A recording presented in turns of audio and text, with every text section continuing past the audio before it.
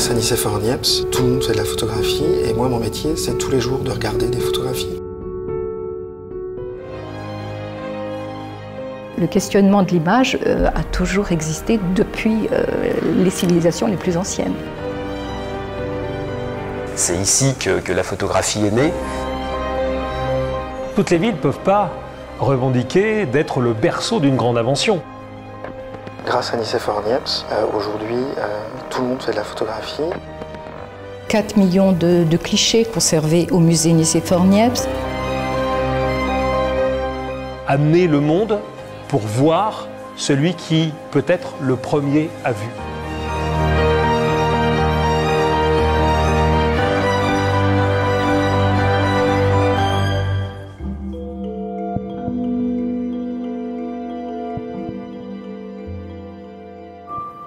Je vais mettre des gants parce que c'est des objets dont nous avons la charge de préserver la conservation pour les générations futures. Donc on fait attention en les manipulant. Ça c'est un album de famille d'une photographe des années 30 un peu célèbre qui s'appelle Yvonne Chevalier.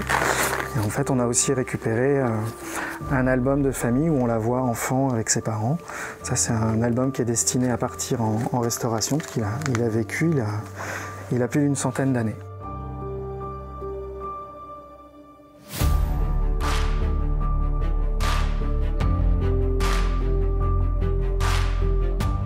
Alors la conservation au musée Nicéphore Niepce, elle est pas évidente parce que la photographie est un objet fragile et ça demande une organisation assez précise pour que les collections soient conservées correctement dans des pochettes neutres, dans des boîtes neutres, et ça demande aussi la conservation, une organisation documentaire sans faille pour pouvoir retrouver nos petits au milieu donc de 8 réserves. Les réserves sont immenses. Vous savez, c'est toujours le cas dans un musée. Généralement, il y a beaucoup plus de trésors qui ne sont pas présentés au public que de trésors qu'on peut voir dans les vitrines. Alors nous nous trouvons dans une des 8 réserves du musée Nicéphore Niepce. Ici, nous sommes dans la réserve Baldus. On conserve toutes les techniques anciennes de photographie. On conserve aussi tout ce qui est album photographique.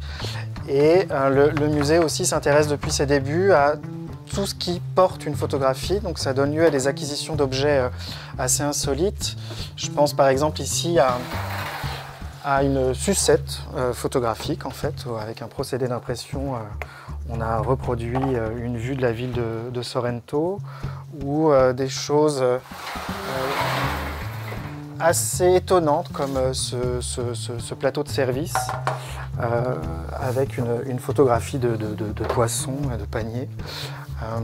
Et je pensais également à quelques pins de propagande à l'effigie de Mao, par exemple. Alors la politique d'acquisition du musée, elle est plutôt vaste et plutôt sans limite. On part du postulat que Niepce a inventé la photographie et la photogravure, donc déjà ça donne 2 grands axes d'acquisition. Et dès l'origine du musée, la vocation du musée pour son premier conservateur, c'était de faire des acquisitions patrimoniales et de raconter l'histoire de la photographie, que ce soit d'un point de vue technique, artistique ou de la diffusion.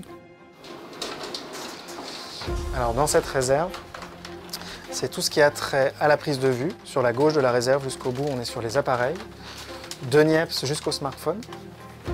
Et à droite, on est sur tous les accessoires liés à la prise de vue, donc les flashs, les pieds, tout ce qui a trait au développement, les bacs, les agrandisseurs et le tirage. Et c'est là aussi qu'on conserve les objets publicitaires. Donc on a des stop-trottoirs, on a des supports comme celui-ci, là tu vois, qu'il y avait sur les devantures. Un peu plus loin, par exemple, on a un appareil Mickey promotionnel, par exemple, ici. Tu vois, c'est assez étonnant. On a des distributeurs à diapositives qui étaient disponibles dans la rue. Tu mettais ta pièce, tu prenais ta pellicule. C'est un long couloir rempli d'objets. Je pense qu'on est à 9000 appareils et à peu près 30 000 accessoires. Ces fonds photographiques sont très importants, ils s'enrichissent très régulièrement. On estime à peu près à 4 millions de clichés conservés au musée Nicéphore Niepce et environ 10 000 appareils photographiques. Ce qui veut dire que nous engrangeons beaucoup de pièces, mais ces pièces peuvent être de très petite taille comme de grand format. Mais des négatifs photographiques, c'est quelquefois très facile à conditionner. Les tirages de grand format d'artistes contemporains peut être un peu plus délicats. Alors ici on est dans la réserve Jelinek-Mercedes. C'est ici qu'on conserve tous les négatifs sur plaque de verre, négatifs sur support souple, les tirages 30-40, les tirages 40-50 et les formats supérieurs en meuble plan par ici. Mais on conserve aussi ici les plus petites photos qu'on puisse conserver, qui font 1 mm de côté. Donc c'est ce que je vais te le montrer parce que c'est anecdotique mais c'est assez intéressant.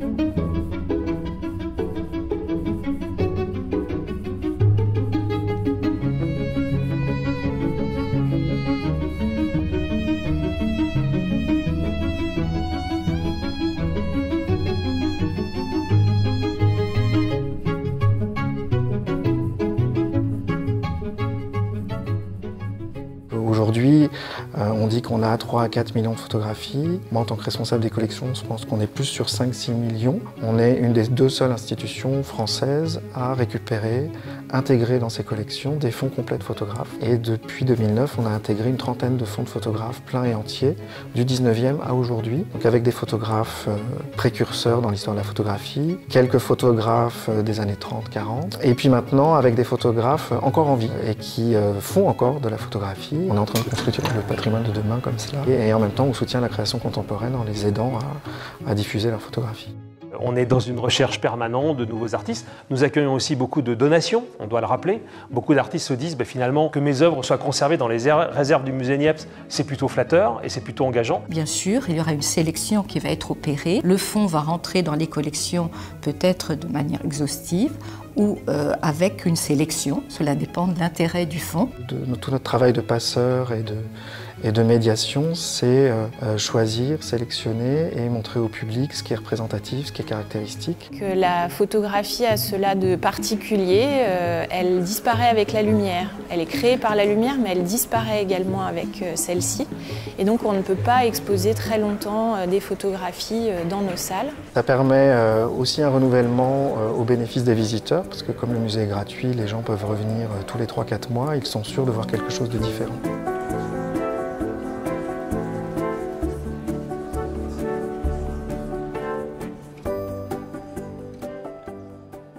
Un musée de la photographie, comme tout musée, a des normes de conservation préventive très strictes pour que ces collections se conservent au mieux, ce qui est particulièrement difficile dans un bâtiment ancien. Dans le projet de futur musée, il y a également un projet de nouvelles réserves pour le musée parce que celles-ci vont s'agrandir nécessairement par la force des choses et qu'on tient vraiment rester à la pointe en la matière sur le plan national et international.